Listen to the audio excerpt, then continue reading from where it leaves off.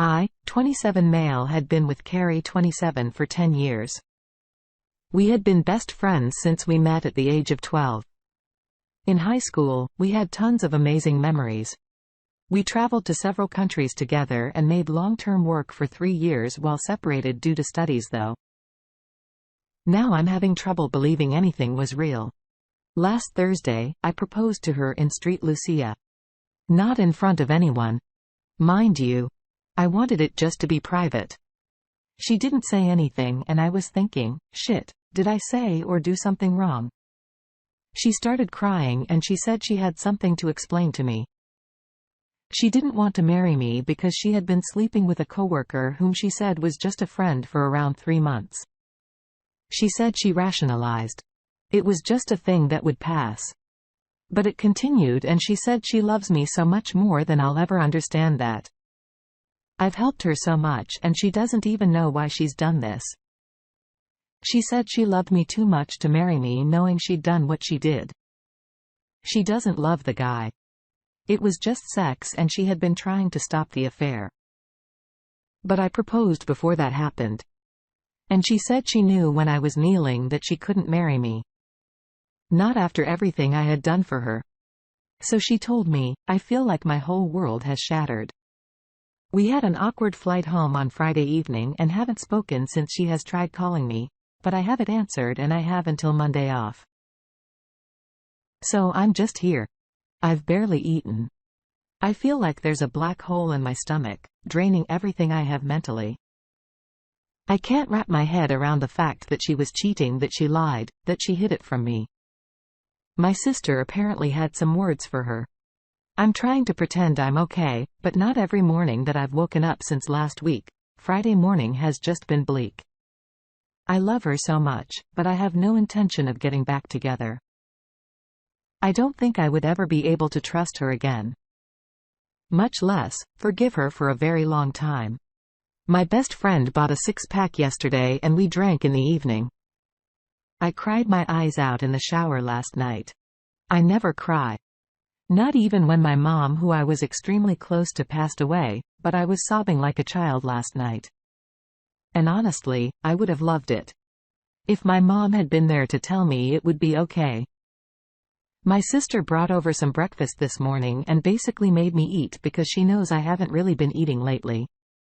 Having had zero appetite anyway. I'm sorry, this post is so incoherent. Any tips for someone on how to best move forward and where to go from here, because I've got nothing. No ideas, no clue.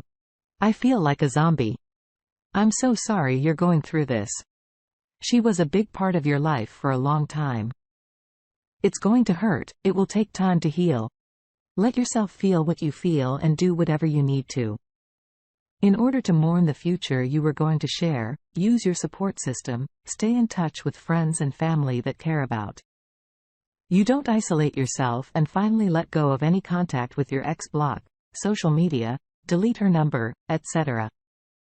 Allow yourself to move on.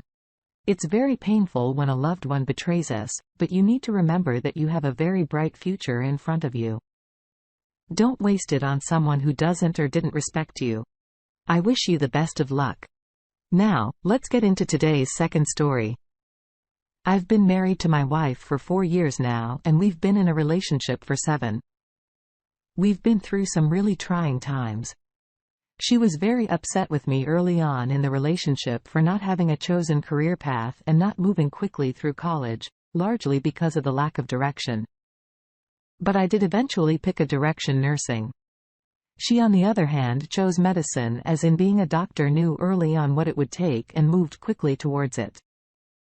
She went to medical school, we moved in together, and after a year of me being a stay-at-home husband doing cooking and cleaning and weekly, sometimes daily sessions of moral support and encouragement. During her crippling panic attacks, deep bouts of depression and feelings of helplessness and isolation, and ultimately succeeding wildly in her first year of medical school, we decided to get married. Second year of medical school, I got into nursing school and had less time for house duty and moral support. But I was still doing many of those tasks. She did even better in school, felt more stable and confident, and we both did great in school. She then started clinical rotations. This involved moving all over the state for months. At a time, we talked daily, went weeks without seeing each other. Both continued to do great in school and felt more lonely but strong in our relationship. Then we graduated, she got into residency across the country and we moved and both started working at this point. The only friends that we regularly interact with were a group of people we played video games with on Discord. They were close friends and things went great. Initially, we had more time together and so the relationship got even stronger. We were finally making money and we were paying down her loans. Medical school debt is serious. I started really succeeding at work. I was given a few raises and thus more responsibilities. I became a full-time charge nurse, getting all kinds of overtime and incentives to work more. And I started making a lot more money. So naturally I put in more hours and my wife was in full support of this. She, however, started struggling at work and got more and more depressed and anxious. Our hours didn't match up and we stopped seeing each other more than a couple of hours a day max, with only a few days a month off of work together. So we planned a vacation together. We decided to go to the country that most of our Discord friends lived in and meet them, and we have a week together like we used to. Another crazy adventure. Then my D-Day hit out of nowhere. She sat me down and asked me if it would be okay if she had sex with one of our Discord friends, the guy that owns the server. I obviously asked where that even came from. I thought she might just want to do it as a novelty because he's a 30-year-old virgin. She told me that she asked him about it and he said it would only be okay if I agreed to it. Naturally, I wanted to know why that would even come up. So I started digging for more info. She told me that it was her idea, that she had been planning on asking me too, that it was no big deal and that I could say no and it would be all right. Something about it stunk and I hinted to her that I thought so. I told her that I didn't want us to mess around with polyamory because I've seen it get messy before. Every single time I've seen it tried, and because I personally had a history of being cheated on and had very strong emotions involved within having any romantic involvement outside of our relationship. I let her know that even if it was mutually agreed upon by all sides, I would still have a strong negative emotional reaction to it, that it would still really bother me that she even asked. We had this conversation hypothetically at the start of the relationship. And I made it clear that this was off limits. Not to mention, most people tend to develop strong feelings when sex is involved, and that I suspected that such a request wouldn't be made unless those feelings were already mutually developing. This started the process of me learning exactly how much has been going on behind my back. She told me that she had been spending large amounts of time with this guy in Discord, that she confessed most of her fears, problems and insecurities about work to him, that she started looking forward to talking to him the whole day. She was at work and he occupied her mind most of the time when she was idle or when I was not home. She told me that she did think it was out of control, that she had crossed the line and that she was sorry. She said she was just looking for an escape from life and that I was never around anymore. Which is true. I'm at work most of the time. And so is she, and she said that she wished she had just started smoking again. All I could manage to think or say was that I was angry at her and at him, and that I would need to think about how I was going to handle it, and that I didn't want things to change. I didn't want to lose my friends or my wife.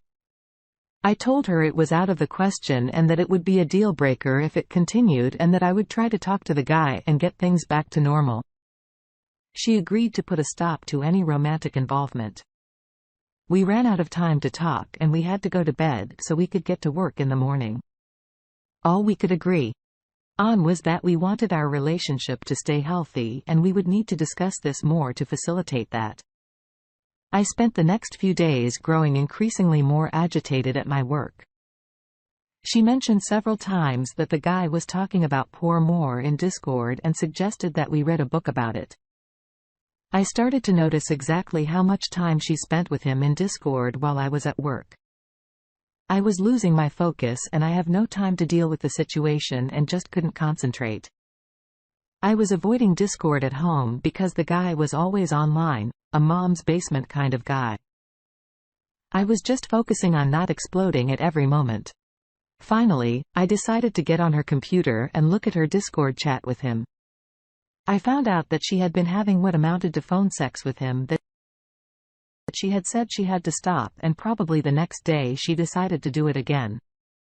I couldn't sleep that night. Not a wink. She was in the middle of rounds. I decided to get out of bed 4 hours early to just tell the guy my feelings over text and ask him specifically to promise to refuse any romantic advances from her if she tried to initiate it, or that I would have to cut contact with him and insist she did the same. He told me he agreed not to seek any romantic activity. I pushed the matter over and over, trying to get him to agree to this. He basically told me that he didn't believe in the ownership of other humans, and that we just saw the world differently, and that he thought she and I should seek professional help because the next guy may not be as honorable as him. That was the last time I talked to him. I went to work in a very unsafe state for the people I was supposed to be caring for. Miraculously, everything went fine. She texted me when she got home that she talked to him, and then she asked what happened. So I told her to pull up my Discord and read it. She really didn't like what he had to say. This was the last time she talked to him since I told her we needed to both cut contact with him. And she agreed. I also told her I knew that more had been going on, and I wanted her to tell me. She just started crying and said she didn't want me to hate her forever. She did seem extremely remorseful. I tried to reassure her that I was just as committed to making it work. If she would just be honest with me and make some promises. She said she couldn't be totally honest about everything yet, but promised she would do anything to make me feel more trust. Then she changed the subject to her feeling like a complete and utter failure at everything. The conversation turned to her work, and she got tired and went to bed the next day. She was told she had failed her pediatrics rotation and would need to repeat it. This sent her over the edge. I've never seen her so low. I was worried she might try to kill herself. She asked me to call into work, which I did, and I spent the day just trying to make the world seem better for her long talks, waffles at dinner, and a Star Trek marathon. This part just now happened. Now she's asleep and the reality of my life is coming back. She cheated on me immediately after agreeing to stop doing so again. I'm severed from my friend group, maybe forever. I don't want to tell my friends and family about it because I don't want them to hate her, and I don't want to push the matter with her because I'm afraid I'll push her over the edge when she's at her weakest. I'm just lost and looking for some way to vent everything. Any thoughts at all are welcome. I obviously want to make it work. I have major trust issues now, and I'm torn between being raging, angry, and wanting to help support her through this low point. I just feel kind of alone in this. I do feel a little better just writing this out now. Even if no one reads that OP, she's not the victim here. She's the abuser. She cheated. You shouldn't be trying to make her feel better. She should be taking responsibility for what she did. I strongly urge you to stop rescuing her from herself and think of how to rescue yourself from this toxicity. I wish you the best of luck, OP. Thank you for taking the time to listen to today's stories. If you enjoy listening, please feel free to like and subscribe if you haven't already. Also comment below with your thoughts on today's stories. Take care everyone.